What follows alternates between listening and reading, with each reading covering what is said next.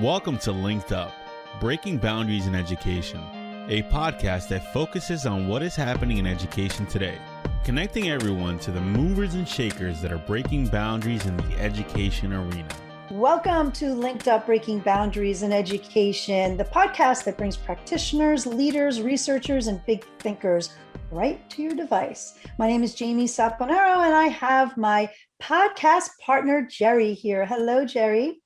Hey, good morning, Jamie.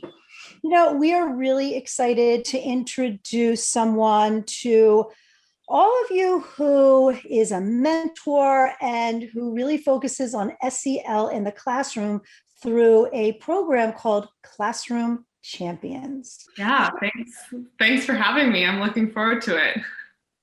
Welcome, Grace. Grace Dafoe is our guest today, and she is an Olympic hopeful. I don't think we've ever had an Olympic hopeful on the show.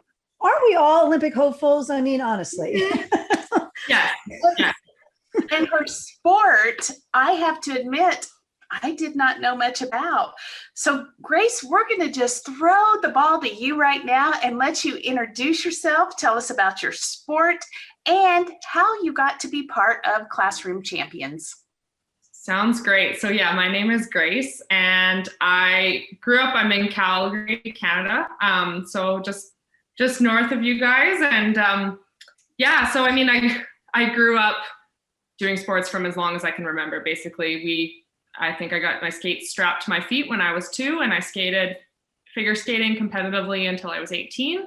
Wow. And just wasn't quite ready to be done being an athlete. And so I was Vancouver 2010 Olympics were happening around that time. I was in high school, and I'm like, saw skeleton on the TV among many, many other sports. And I was like, you know what? I think I could try that. And it turns out it's one of the sports you can actually start as an adult. So there are very few. So I'm like, why not give it a whirl? And I'm very lucky that one of the 2 facilities in Canada, now the one in Calgary is since closed, but I started sliding up there so I could just go and try it on a night and and see how it goes. And I mean, how else are you going to know if you're going to like it unless you try it? So got pushed down from a lower start. It's very safe, and probably went 50 kilometers an hour. I will apologize for the miles per hour American folks. I don't know what it is in miles per hour, but and basically I was hooked from there. They were looking for more females in the sport. I was 18 at the time, and I ended up trying it. And then I was on the provincial team for 2 years. So that kind of led into then competing internationally. Now I've competed in over 30 international races at the North Americans Cup level. And then we have kind of like, we call it World Cup B. So World Cup is like the top tier. The top 3 women in Canada are on that tier. And I was on kind of like the B League or the farm team. I did a few races there, and I'm ranked 5th in Canada currently. And we're heading into an Olympic year, which will be very exciting, and just looking to take in all the experiences. But that's kind of where I'm at now. I'll rewind a little bit. So a few years ago, I had kind of a injury riddled off season. I had graduated the year before with a Bachelor of Health and Physical Education. And I was just looking for an opportunity that I could build the career side. As an athlete, we're always looking for opportunities that you can kind of fit in along the way to make sure that you're not completely neglecting your career for your post-sport life. And I applied to be actually an athlete mentor with Classroom Champions. And they kind of said, you're not quite that Olympic hopeful we were looking for, or Olympian, but we're actually starting an athlete intern program, and you should come check it out. So I started as an athlete intern. I was there for kind of a full school year, the September to May, and then spent a couple months meeting with our founder and co-founder and president and CEO. And I'm like, I really want to work here. So he ended up bringing me back a couple months later as a contractor. And then I've worked in pretty much, I would say, across the whole board in every sector of our company now, but now I work on the impact team. So I work directly with the teachers that are implementing our SEL mentorship program, and I support them and kind of make sure they have access to all their platforms and any questions related to the content. I'm the person answering the emails, and I also work with the athlete team. So onboarding a lot of the athletes and just trying to find athletes that give them a purpose and a way they can tell their journey in the classroom. So yeah, that's kind of where things are at, and a little bit about me. Well, that's exciting. So you basically were a figure skater all your life, and then saw this sport. It intrigued you. I mean, obviously, not any adult could do this. An adult can start, but you have to be an athlete. I'm quite sure of that. So that's really exciting. And then you also have an education degree. Then you said health and physical education. So in Canada, yeah. So in Canada, if I wanted to teach, I would have to go back and take another 2-year Bachelor of Education, but I focused a lot on the physical education side and physical literacy, long-term athlete development, and kind of, biomechanics, physiology, that realm. But yeah, I mean, I've learned a little bit about classroom management and all that through the physical education sphere. So that's great. So then you found this Classroom Champions program. And so what drew you to it, and what exactly are the components? So I know it is helpful for SEL in the classroom, but you mentioned there is curriculum as well. What drew me to it is a lot of athletes that I really look up to in the Olympic world and Paralympic world, where I saw them listed on the Classroom Champions website, and I saw a call out. The co-founder and president and CEO, Steve Messler, is a bobsled gold medalist from Vancouver 2010. So I also knew about him through just sliding. He was on a legendary sliding crew with one of the best American bobsled pilots of all time. So I knew about him through that. And then I followed Classroom Champions on social media and just applied to be an athlete. And yeah, so that's kind of about how I knew what they were. And it just piqued my interest because, we're always looking as an athlete on a way to tell your story. So that's initially what drew me in. But in terms of our actual programming, yeah, so we have 2 tiers that we work with right now. So the first one is Mentorship Plus, and that's our classic where we say that the teacher gets live chats with the athletes twice a year. They communicate regularly through our online platform with them and get to show them all that's going on in their classroom. It really gives the kids, this person that they're looking up to, but they're like, oh, they're just an average human. They chat with us. They tell us their favorite color. They tell us about their struggles. And it kind of develops into this really awesome school year long relationship. We also do have another program that's called SEL Foundations. And that one is just, they get 8, they're all the same topics. So they get the same topic videos like feedback, teamwork, goal setting, but they're all by 8 different athlete mentors. So you don't get quite the personal touch point that you do with the live chats you get in Mentorship Plus. However, both, yes, do have on our online platform, they have the videos, but they also come with, resources on how to teach the topic, sample lesson plans. We have family resources they can send home. We have all sorts of, we have English and Spanish, and we're trying to expand to, fingers crossed, hopefully French coming up soon. Obviously I'm in Canada, so I would love to push for the French side. So I mean, that's kind of, we have tons of resources, and we're very much as the first point of contact, I guess, for support for teachers. My ear is always on the ground as to what teachers need and what they want. And so we're kind of always coming up with more resources. We heard that they wanted some more Spanish resources and the family resources in Spanish. So I'm like, great, we'll get those translated. My team made that happen somehow, and we got that going. But yeah, it's not just these athlete experiences. They do also have the education component side, which I really think sets us apart because we get sport vehicle, and we also then have the education-backed SEL components.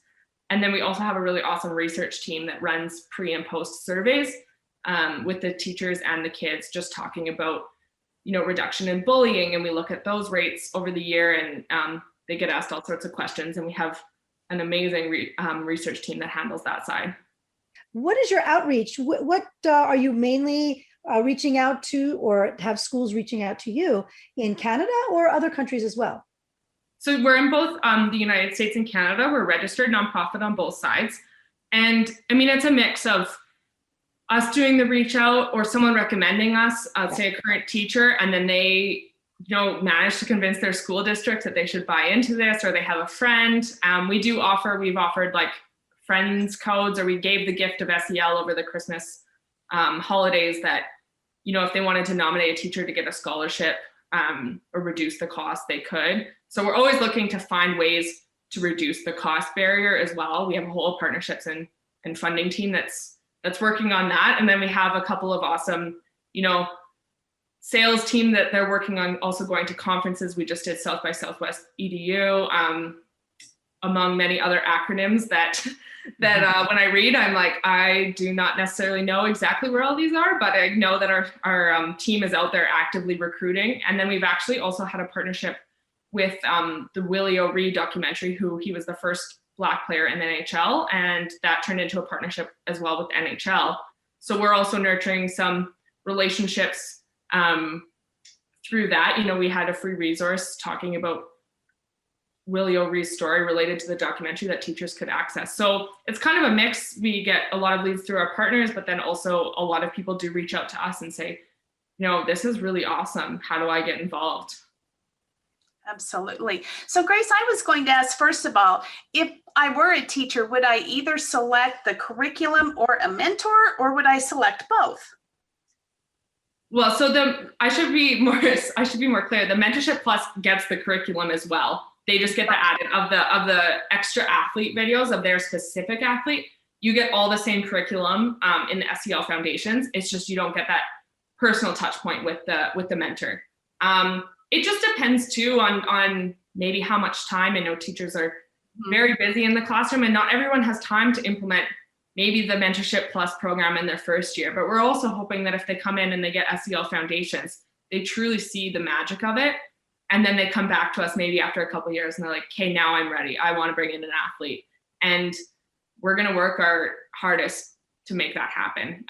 If anyone's interested, we're going to make it happen, because we know how powerful our program is. And we see, I get to see the moments of impact every single day of teachers telling me how impactful it's been, or seeing what the kids are working on in the classrooms. They get posted to a private page within our platform, and they get to talk directly with Athlete Mentor and talk about, we're working on perseverance, and here's what we did, or here's what we did in our community. We wrote letters to the frontline healthcare workers or something like that. And so I get to see the magic every day. So I'm like, can we please make this happen? That's great. And SEL is so in the news lately. And I know that teachers are so worried about teaching the academic curriculum that SEL is a curriculum piece that I think would be very welcome in most classrooms. Could you tell us, what would a typical lesson look like on SEL? We don't like to be like, okay, it's time for specific SEL. We very much use it and disguise it through this. I shouldn't say disguise, that's not a good word, but we use the sport to be like, the athlete then talks about, we send them the athlete talking points as well. So the education team proofs all of that the athletes talk about in their videos. Then our videos come back and get produced, and then the kids finally see the videos. So it's authentically embedded in. Yeah, and that's kind of that's why I say disguise. Disguise isn't the best word, but it's embedded in. And when I joined the Classroom Champions team, I had a little bit of an idea of what SEL was, but I'm by no means an expert. But what I really learned is that my lifelong experience as an athlete and all what we call the life lessons of sport are really just SEL curriculum that we now are teaching the kids. So I really thought I didn't know much about SEL, and then suddenly I was like, oh wow, thank goodness for sport, I learned all of this. So yeah, it is basically kind of disguised behind the awesome athlete in sport, but the kids really do see, when we do our surveys, they really see the impact, on the numbers that come back, and the teachers see the impact on kids' behaviors improving, and kids getting along better in their classroom, bullying reduction, like I said. So I think the teachers aren't starting it off with, this is SEL Wednesdays, although I have heard one of our teachers who has said that. They're like, it's time for SEL Wednesdays, and then they all put on their Classroom Champions t-shirts and they watch the athlete video. And it is the cutest thing on earth. Oh, absolutely. What are you finding are the needs of our students today, especially in the pandemic? Yeah, great question. And the teachers are normally the biggest advocates as well when we hold professional growth sessions and also informal hangouts every month. Basically, they alternate with our teachers, and they're always willing to come up with, this is what my class needs, this is what we think would be impactful. And we've also really had to strip that back and be like, but what do you need as well as teachers? Because we also want to help them be their best self. And it's been a really obviously tough year. We started about a year ago. We did a full, we called it a COVID town hall, and we brought a bunch of anyone that wanted to sign up that was like a past teacher, current teacher involved, any sort of partner. They came to a big Zoom meeting, and we were just like, how can we help you? And we all went into breakout groups and came up with a bunch of stuff. And it's crazy now to reflect back on a year ago. We knew nothing about online learning really. But Classroom Champions has always been a digital mentorship experience since the last 11 years. So we really also had a little bit of an upper hand of, oh, we have this technology, let us help you and help you navigate that. So we've also been helping the students and the teachers navigate that. A big challenge is for the live chats, for sure, that we normally host. It's hard because now the students might be logging in on their own devices. And we also have, obviously, we get the families to sign the waivers talking about image release forms so that they can maybe show their face on the camera. And that's also been a huge challenge. Just we had to figure out a digital way to do that. Normally it's just a paper copy that gets sent home and then faxed scanned back to us. But really students our programming, really, we believe that kids need a stable mentor that's kind of outside their family unit and or friend circle. It's like this other person, and they're like, it really makes a difference. They know that someone out there, this athlete, is like believing in them and also saying like, you're helping motivate my training, which totally does happen. We do surveys with the athletes as well. So really, I mean, students are I actually find they're adapting quite well from what I've heard, despite all the crazy challenges. They seem to be really, for the most part, like pros now. And also at Zoom, at like the Zoom etiquette, I find that all the live chats that I've hosted, they know when to mute and unmute and all this stuff. So I think kids are so adaptable. I think the hardest part is just the in-person interactions that they're really missing. For those that haven't gone back, we do have a few districts that are still completely online that are in our teacher cohort, but we have some that have started to go back or are half and half. So I love that you're mentoring students and encouraging them to move forward, because I think when you do know that somebody cares about you, that it just makes such a difference. And I'm sure that they relate well to the athletes and the young people that are encouraging them. So sounds wonderful. Yes, and I really appreciate also the fact that you have a focus on teachers as well and their needs and their well-being, because that is important. They need to their needs need to be addressed as well in order to best support their students. So it's really important. I think that's great that you all have acknowledged that as well. And I know that perseverance, community, and emotions are critical to the work that you all do. Can you explain how that is all incorporated? Yeah, for sure. So, I mean, and this is kind of, I'm going to jump over and put on my athlete hat a little bit more. I juggle between the two hats, but they intersect at some point. So really, like, a story of perseverance is what brought me to Classroom Champions. And that's that I had been sliding for about 6 years, represented Canada, like I said, about 20 to 30 international races at this point. And I was pretty much cut from our national program, being like, we don't think you have the potential, try again, or maybe don't. But I was kind of in the pool of athletes about to make the national program. And I basically then got cut. And I was like, I have had at that point put all my eggs in this sport basket, just graduated from university. And I thought, this is my time, I'm going to give sport a go. And then it's like, and then I'm like, oh, well, now what do I do? And that is around the same time when I ended up just taking this internship with Classroom Champions that I had I knew about the organization, but not about the inner workings of it. And that's very much what my internship was based in. And I just think it's such a blessing of an opportunity that I got to spend like in a year where I would normally be traveling and competing all through Europe and North America. I stayed home a lot that year, and I ended up using my time, obviously, to build some career experience. And I'm very thankful that it turned into that. But what could have been, and what I consider like a setback in my athlete career, was very much a perseverance. And around that same time, I sat down with my, all my coaches kind of on my personal side of my strength coach. And I'm like, I want to make, a go at the national team. What do I need to do? And we stripped back everything that they thought I needed to rebuild, and I came back, and in October 2019, I slid in our Canadian selection race series, and I was named to the national team. So to go, to throw one last Hail Mary and actually make the national team. And then I was like, oh, well, now I got to actually see how far I can take this. And so I kind of say that a lot of people have counted me out in my skeleton career, and it's been me believing in myself and having to persevere through a lot of stuff that's been thrown my way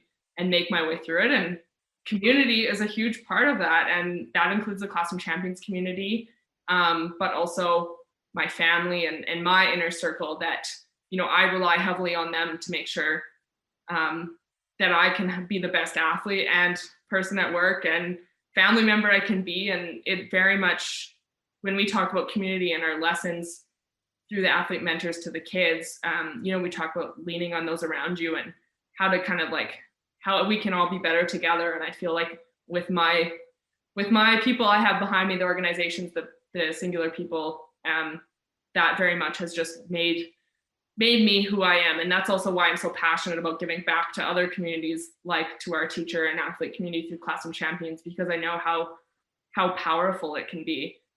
And then just touching on emotions, I mean, I am a very emotional person, and I'm okay with, being in touch with them and acknowledging when they happen. And I think that sometimes we're taught that it's not okay to express them, or that you need to hide them. And if anything, especially during COVID, it has shown me that like you need to express them and acknowledge them. But then there comes a point where you need to then be like, okay, that's in a box, we need to move on. And I use a lot of breathing. And I actually learned this from my sports psychologist, is like the box breath, where you breathe in for 3, hold for 3, and then out for 3. And you go in a rotation basically. And then I found out that that's actually, we have taught that in our curriculum in the past. And I was like, if only I had learned that when I was a kid, I had to learn that as an adult. And it is a wonderful tool. Breath is so wonderful. And the fact that we're starting, we have that in our emotions unit is so, I think, impactful. And it's a newer unit in our curriculum, and it has been a huge success from what we've heard from our teachers. The beautiful thing about it is you can calm down anywhere. You don't have to have anything with you. Once you learn this, you always have your breath, and you can just do it right there on the scene. And I'm so glad that we're teaching kids these skills to self-regulate and calm down. Like you said, I wish they would have had them when we were all in school, because they are so helpful. Jamie. Yeah, you use the word, or your phrase, that emotions, and sometimes we are told that we need to, squash them, right? Or a lot of times the term is, oh, someone's so emotional. Well, just as you said, we have to acknowledge those in order to cope with those, right? So it is so important that we are in touch with our emotions, that we are in tune with them, that we acknowledge them, so that we can put into place those coping skills, so that we can then put them in the box where they belong when they need to be, and then actually use them for stress relievers and to cope when we need to be using them that way. So I think that's a really important thing. And then I also really appreciated your talk about perseverance, because although you do need your community to help you persevere, I think you really touched on an important component to that. And that is that you have to believe in yourself first.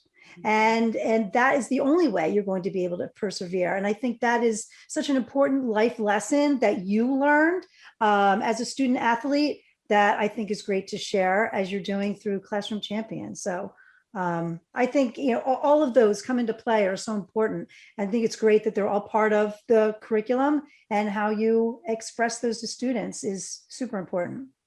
Absolutely. Sharing your story is so important, that kids know that you've actually had some roadblocks and hurdles to overcome, because sometimes I think they think they're the only one, maybe. And the fact that you're willing to share is really great.